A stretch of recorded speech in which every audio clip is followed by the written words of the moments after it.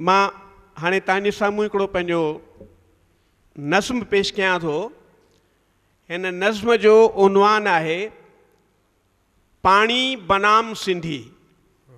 पाणी बनाम सिंधी।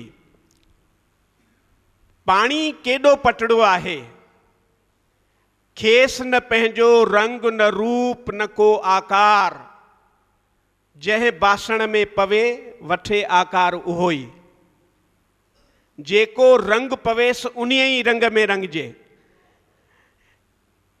तव्हीं ॿुधंदा पाणीअ जे बारे में, पर ज़हन में सिंधी लफ़्ज़ हमेशह रखंदा अचो सॼी कविता में कि पाणी केॾो पटड़ो आहे, खेसि न पंहिंजो रंग न रूप न को आकार, जंहिं बासण में पवे वठे आकार उहो ई, जेको रंग पवेसि उन ई रंग में रंगजे। सदा वहे हेठां ई वठंदो, मुंदुनि मूजिबि वेस मटाए। कॾहिं बर्फ़ थी ॼमी बीहे ऐं कॾहिं उॾामे ॿाफ बणी, हालत सां ख़ुदि खे ठहिकाए। हालत सां ख़ुदि खे ठहिकाए। कॾहिं जबल जो सीनो चीरे झरणो बणिजी, कॾहिं अझल बारिश थी ॿोड़ा ॿोड़ मचाए। गंगा बणिजी पाप गंदगी धोई निर्मल करे सभिनि खे, पाणी गंदो थींदो नाहे बल्कि कयो वेंदो आहे।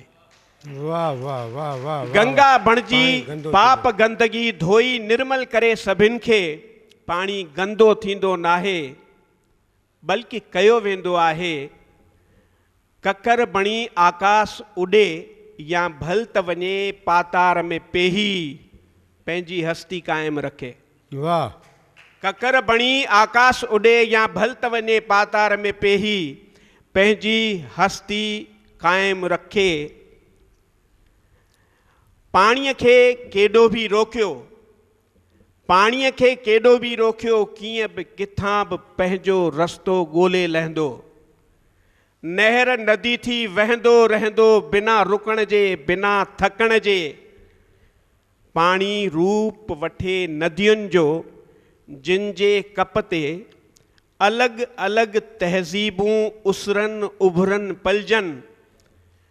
पाणी रूप वठी समुंडनि जो, दुनिया जे देशनि खे जोड़े।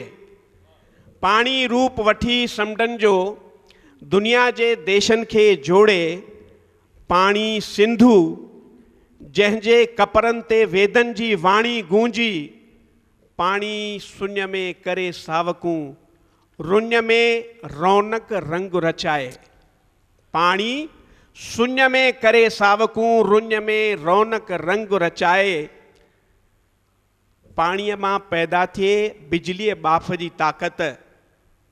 अंदर ॿाहिरि हर हंधि हाज़ुर।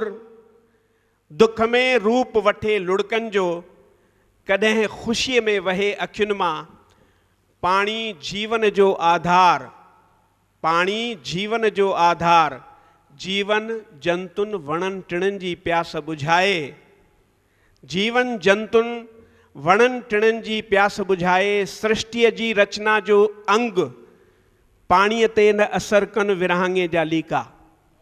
पाणीअ ते न असर कनि विरहाङे जा लीका। ज़ात पात ऐं छूत छात खां आजो पाजो। ला मज़हब लाकूफ़ी आहे, पाणी सचपच सूफ़ी आहे। ला मज़हब लाकूफ़ी आहे, पाणी सचपच सूफ़ी आहे। मां सोचां थो पाणीअ जो नालो बदिलाए सिंधी रखिजे। मां सोचां थो पाणीअ जो नालो बदिलाए सिंधी रखिजे, छो त पाणीअ ऐं सिंधीअ में भासे फ़र्क़ु न कोई। पाणीअ ऐं सिंधीअ में भासे फ़र्क़ु न कोई। महिरबानी। वाह वाह से वाह वाह वाह वाह। सिंधी